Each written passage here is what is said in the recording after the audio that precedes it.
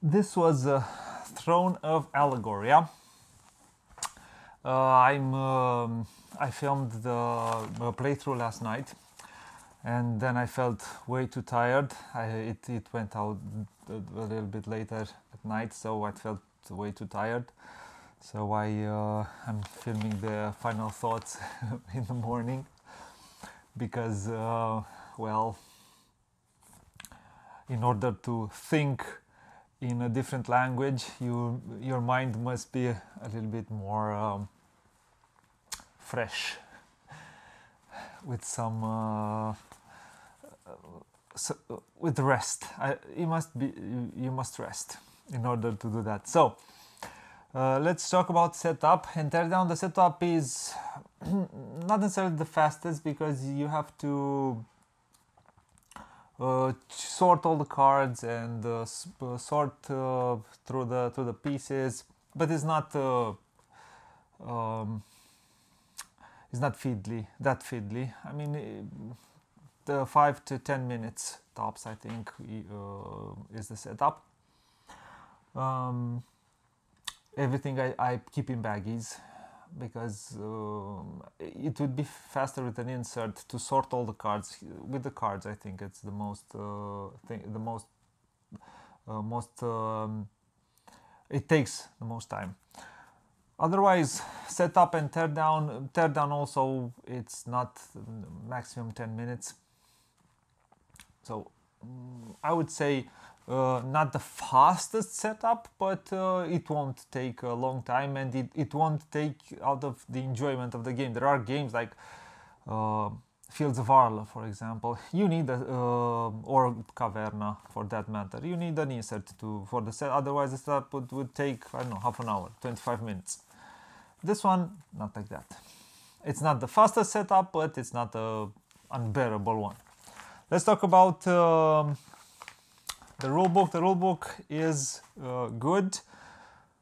I still don't like the layout and the small font. I would like a bigger font. I'd like somehow a different layout. Everything is, I mean, the rulebook has 18 pages. 18 pages, 19. The 19th is small. With a different font and a different layout, it would be a longer rulebook. But well, it is what it is. Everything is cramped. Everything is understandable. I mean, it is not a bad rulebook. You can understand everything from the rulebook. You don't need to look through VGG or I did not feel the need to look for rule clarifications. Everything was rather clear from the rulebook. Other than that, I have nothing else to say. What I would have liked, let's talk about the player aid now. We're still at this one. I like this player aid. It mainly covers all the actions. I would have liked to have the this one, the Symbols Guild and everything, which is here on the back of the rulebook. I would have liked to be on the other side. It would have been nice, but because the game is in German and English, well, that means that the other side of the player aid is in German, not in English. If somebody else would pick up the game, we'll talk about what I think it can be done better. Then probably this part will be on this part. It will be written about the phases of the game, which the turn structure and some of the symbols, guild cards, and bonus tokens, which are here. Oh, good. So other than that, it is a good player aid. It needed a tiny bit more to have everything you need here, to not look through the rulebook for some little things. Good. Now let's go to components. And artwork and components. The components are mainly good. The cardboard is good. The artwork is nice. I really like the artwork on the. It looks good. I keep it on the shelf like this because I like to look at it, and it draws you into the game. The artwork on the map is on the map of the game. It's good. I have nothing to say. On the board, sorry, the word didn't want to come to me. It is fine. It is evocative. I think it really draws you into this world of Allegoria where different things happen. The card stock is good. The cards are linen finish. What I don't like are, of course, I like these wooden. They could have been easily. They could have made it into cardboard sheets. But yeah, on this one they really look nice. And this is a fun part of the tactile part of putting this and on the bidding spaces. It's nice. Gives you a good feeling. Like I said, the board is it looks good. It really helps with the theme of the game. I don't like these. They are generic meeples. It's better that they're not cubes, but other than that, yeah, I would have enjoyed more, let's say, more custom shaped meeples, which they would have come into the deluxe version of the game. Well, no deluxe, unfortunately. This one is for the queen is okay. I really like these, the recessed boards. Imagine like the game Terraforming Mars. You have to buy, they would move. It's so easy to make recessed boards these days, I think, and they're a no-brainer if you ask me. I don't think they're perfectly aligned. I think they're a little bit like this, but who cares? Not everything is spot on perfect in life. I don't think I have anything else to say, anything more to say about components. They're fine. For a Spielworks game, they're pretty much top notch. These ones, I like I told you. These ones, I'm not a big fan of. Cubes for the Anarchy, okay, you could have custom something for Anarchy, but we'll take cubes. Other than that, the first player token is something woody and it looks good. I mean, everything in this presentation feels good, feels quality. They could have done just a little bit more with these. Okay, now let's talk about the theme. Well, I think this is, I find it thematic.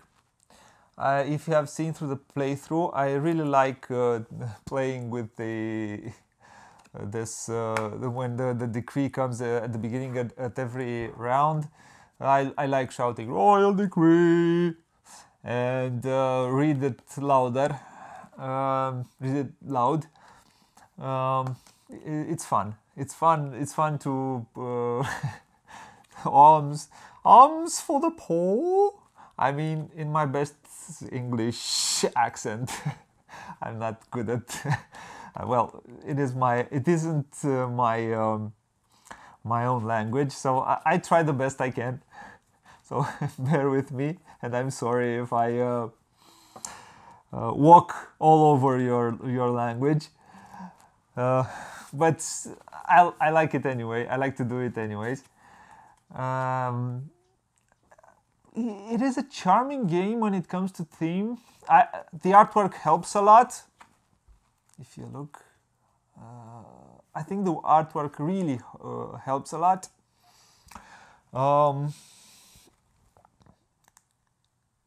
Also, the rules are rather, they can be explained somehow thematically.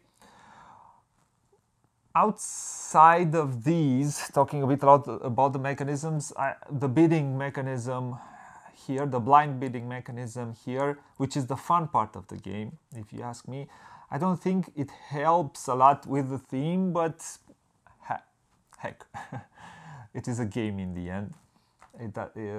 Sometimes you have a game which is theme and mechanisms go very well intertwined, but on this game they're not a perfect marriage, let's say. But that is not a thing which distracts from the game. That is not the main thing which distracts from the game. What else can I say about the mechanisms? I love all the, let's say, it is mainly mechanically, it's sound. I have nothing to say that it is wrong, something mechanically. I feel there is a fair bit of randomness sometimes with these royal decrees. And it happened to me once. It happened that I think I had this one, hard times. All task actions this round cost plus 1 point to activate, and I needed to do 2 task actions in 1 turn, and that would have costed me, and I prepared myself for that. I had prepared myself for that turn, for that round. I think it was the last round of the game. I did some things and I prepared for the last round to do the last actions, and this one appeared, and it told me that I need +1 action, and that took from me a lot of points, mainly because I couldn't do an end game claim, and by not being able to do an end game claim, by not being able to do that, you can I lost practically 8 points, because you lose 3 points if you don't do it, you gain 5 points if you do it. So I lost 3 points. The difference could have been in the end of 8 points at my score. So there is with these cards there are a lot of points you can lose if you are not able to do that, and you receive three of these at the beginning of the game. And what I don't like is the fact that you receive 5 and you get 3. From the luck of the draw, you could get 3 cards which work good in a synergy. This can be fixed through a draft mechanism or something with a house rule. This can be easily fixed. That is not a problem. But this, for example, I don't think it can be fixed. That makes the game, let's say, a bit more tactical, which for me, a more strategic player, is not that much fun. Because, like I said, it took 8 points from me at the end of the game, which practically lost me the game. I do also here in the in-game, sometimes with the in-game claims, there are some times where you need to do this practically. I think maybe the game was developed to do this 2 or 3 times during the game, and by drawing 2 or 3 times maybe it can everything levels up. I don't know, but there are some times where you can draw 3 cards which are 1 point each, and the other can draw 3 cards which are 3, 3, and 1, for example. And of course he's going to go for the ones with 3 points, even if they are a bit harder. There is if you see the playthrough, you will see what I'm talking about. I also see I'm not saying the game is random. I think it has some elements of randomness, which me as a more of a strategic player who likes to have everything planned, well, I don't like. Also, what I do not like about the game, I'm not saying the game is broken. I hope you can understand what I'm saying. I just feel there are some elements. Also, what I like these, but I would have liked to have more options on the guilds. For example, this Scholar Guild, everybody likes this Scholar Guild. I think everybody wants to have this Scholar Guild, because this Scholar Guild says draw or force cards equal to the number of players plus 1 and secretly take one, then place the remaining cards face up. So this one gives you the option for your workforce to be able to draw better cards for your workforce. Well, what happens is the fact that we all want this, because by having more and better workforce, you can go up way higher on these tracks and score at the end of the game. I know if you go as high as you can, maybe 5 points for each. You won't be able to do 5 points for each if you go on different strategies, but if you manage to draw better cards, you'll be on every track, you'll be farther away.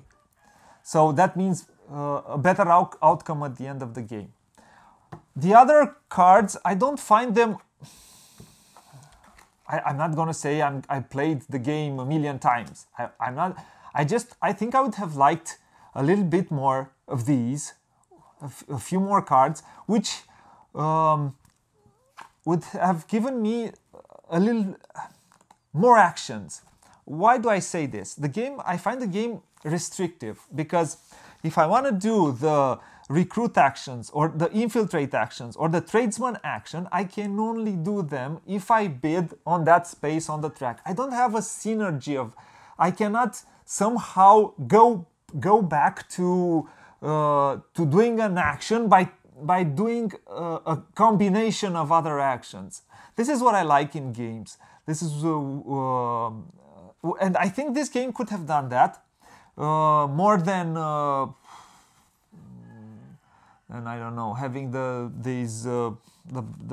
battles or the raids. Or I'm not a big fan of the raids and the battles. I don't use them. I play mainly 2-player and 3 players.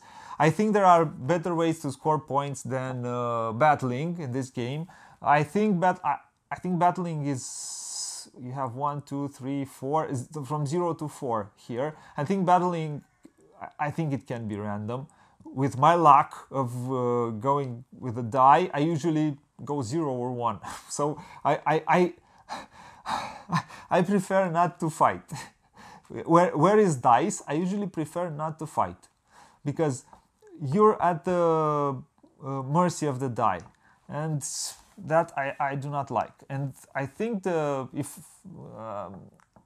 really haven't tried battling a lot. I only raided, and I raided where there was in a way that I can get points for me, and I think it is a better outcome somehow, because by battling I think you suffer losses also. It just didn't look interesting enough to me to do. I think I could find a way to get points in some other matters, in some other ways.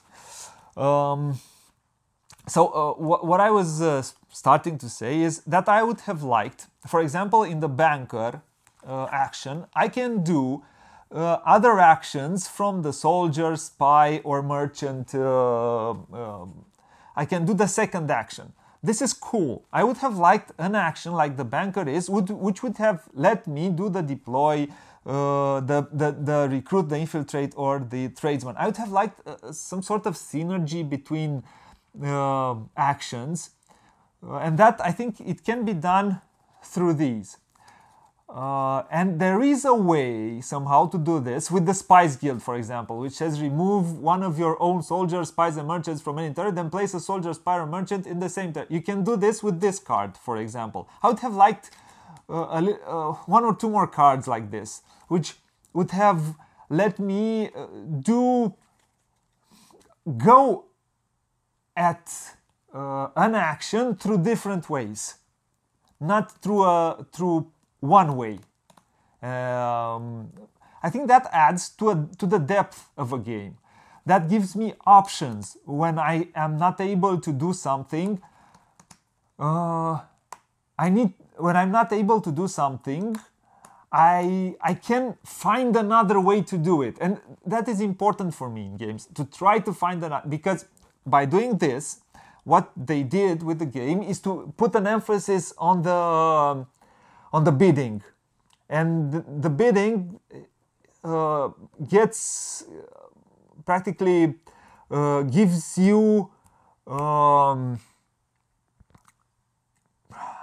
it has a lot to say how the game develops from that point on. So yes, that's not bad. That is good. It is important to do that, but you must give just, I think, a little bit of a possibility to do it some other way. Okay, I cannot do the attacking because I need to do these things now. Maybe I can have another way to do this, and maybe I can do it. I will spend an action to go to the banker, and I'm going to do the grand task action to assign the guild card, which that guild card will let me do another action. And after that, I'm going to use the star, which is going to be a 1. It lets me think, it gives the game a little bit more depth, because when you're talking about complexity, this is a complex game. It's for me a 3.5, something around. It's a medium towards medium heavy Euro. And a lot of the complexity comes from the rules, not necessarily from the depth of the game, from the depth of the decisions. The decisions for me are pretty straightforward in this game. I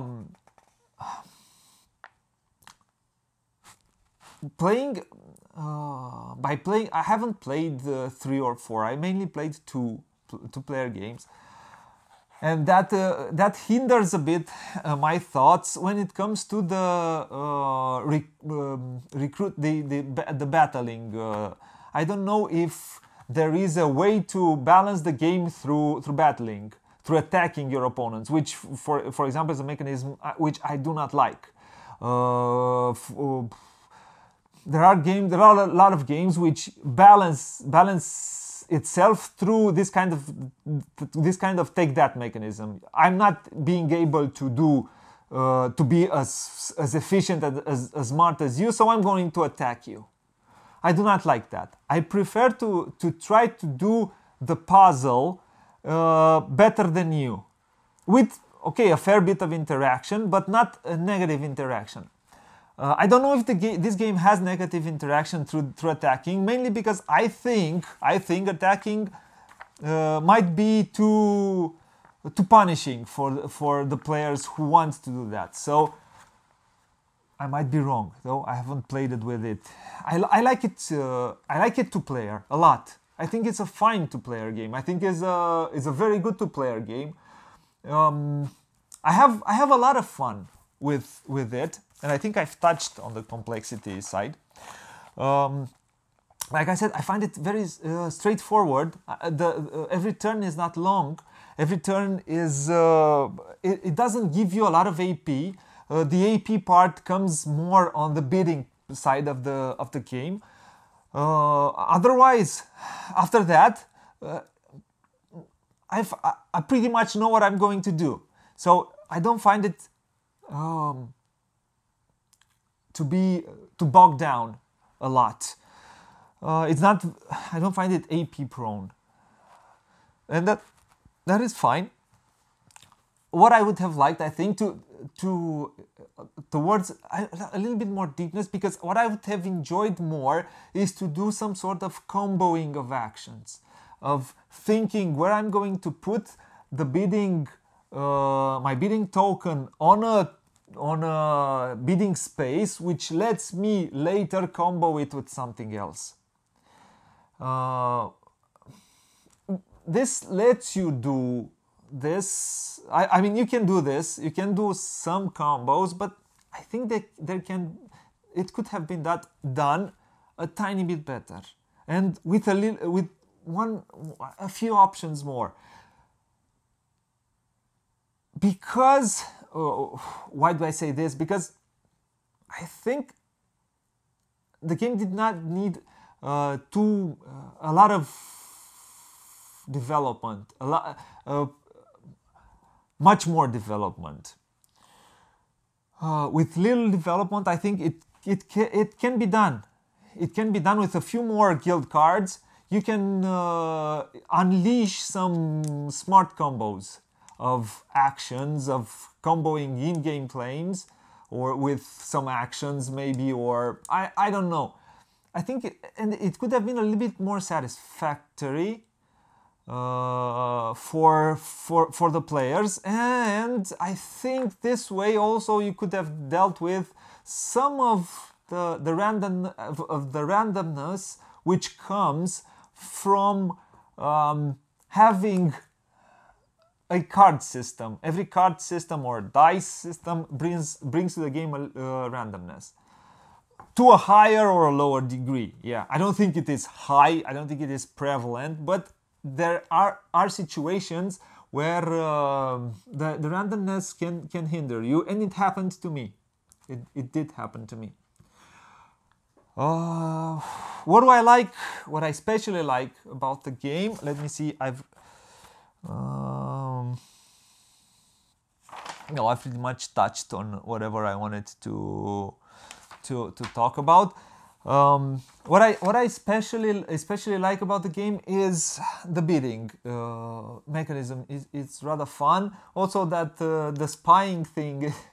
I'm spying in your tavern, and I like to play a little bit, and the game gives you that. I like its theme. I really think it's a charming game. I am sorry that the Kickstarter did not go forward. I think that Game Brewer. I think Game Brewer is. I hope I'm not wrong. The one, I think they are the ones who wanted to bring this game to a wider audience. I think the game can, with a little bit more development, and they already spent the money with the components they wanted to bring, with like I said, special meeples, and I think this game could hit a wider audience. I don't see why not. It is fun. The blind bidding mechanism is really fun, and it is a bidding game which works very well with two players. This way works very well. Works with two players, and I enjoy playing it two player. Because I mean, there is interaction, but the interaction it is not that it hinders the two-player game. Other than that, I have not. Probably in my head there are some more things to say about the game, but I think it is enough. These were my thoughts for the Throne of Allegoria. So me, Bogi, and my friend here, my trusty panda Ramon, say to you, have fun gaming, and bye-bye.